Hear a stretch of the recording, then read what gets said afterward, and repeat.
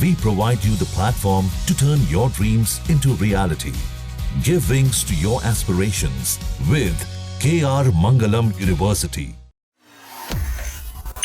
अब भारत ने पाकिस्तान को पूरी तरह से तोड़कर रख दिया, उसे बूंद बूंद के लिए तरसा दिया। वहीं दूसरी तरफ भारत मॉक ड्रिल से भी युद्ध की तैयारी तेज कर रहा है, जिससे अंदाजा लगाया जा रहा है कि भारत और पाकिस्तान का तनाव अब जंग की सीमा तक पहुंच गया है।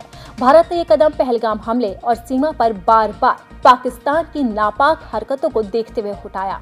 अब इस मॉक ड्रिल को लेकर ब्रिगेडियर विजय सागर का क्या कुछ कहना है, वो भी जानते हैं।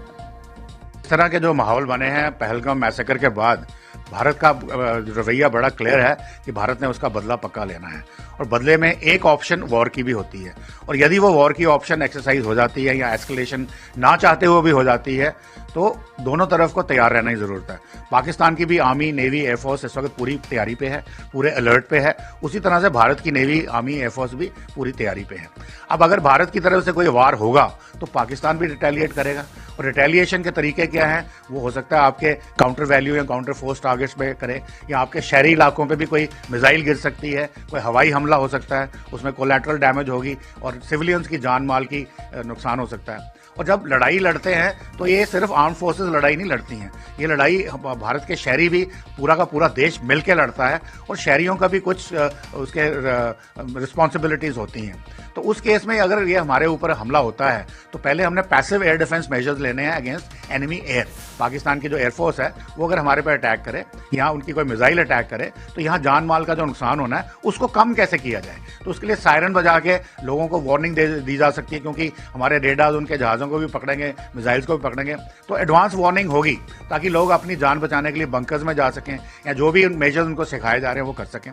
दूसरा, ब्लैकआउट ड्रिल्स हो सकती हैं कि रात को अगर भारत का दुश्मन का जहाज आए तो उसको एग्जैक्ट टारगेट ना मिले, और दिन के टाइम तो हमारे लोग भी वहां होंगे, हमारे हवाई जहाज भी उनको पकड़ सकते हैं। तो इस तरह की जो ड्रिल्स हैं वो करनी जरूरी है ताकि लोगों की जान, अगर कोई इंजर्ड हो जाता है तो उसको फर्स्ट एड कैसे देनी है, उसका हवाई जहाज इवैक्यूएट कैसे करना है हॉस्पिटल में, ताकि जान और माल की जो क्षति है वो कम से कम की जा सके। तो ये एक ड्रिल्स एक नॉर्मल प्रेपरेटरी स्टेज में है, एक प्रिकॉशनरी चीज है जो सबको जरूर करनी है, specially the states of Gujarat, Rajasthan, Punjab और जम्मू एंड कश्मीर।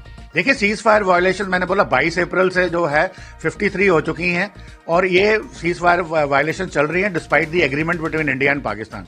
डीजीएमओस की बात भी होती है और उसके बाद जो हमारी फ्लैग लेवल मीटिंग्स होती हैं ब्रिगेड कमांडर लेवल पे, परंतु वो हमेशा कह देते हैं कि हमने नहीं की, ये कोई नॉन स्टेट एक्टर्स थे या कोई आतंकवादी थे या ये लोग कोई फ्रीडम फाइटर्स थे।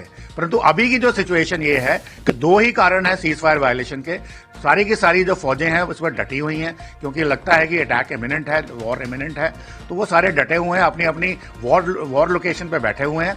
और पाकिस्तानियों की तरफ से पैनिक है और उसकी रीजन ये है कि जब भी कुछ होता है उनके अपने मोर्चे के सामने कोई हरकत होती है या कोई आवाज आती है तो उनको लगता है कि शायद भारत की तरफ से अटैक हो रहा है और वो स्मॉल आर्म्स फायर खोल देते हैं।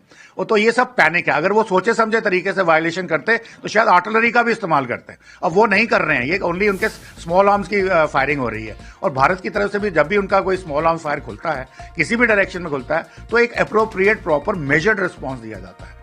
तो इस तरीके से ये पैनिक दिखाती है कि जो सीज फायर वायलेशन कंटिन्यूसली करे जा रहे हैं, स्पेशली 22 अप्रैल के बाद। देखिए, यूनाइटेड नेशंस बना ही इसलिए है कि दुनिया में पीस रहे, वॉर नहीं होना चाहिए। पर अगर आप यूनाइटेड नेशंस की ऑर्गेनाइजेशन देखें, वीटो पावर्स के बारे में देखें, जो बड़े बड़े 5 कंट्रीज हैं जो ताकतें हैं, उनके पर्सनल इंटरेस्ट को देखें, तो यूनाइटेड नेशंस के स्टेटमेंट का कोई मतलब नहीं रह जाता। उनके कहने या ना कहने से कोई फर्क नहीं पड़ता।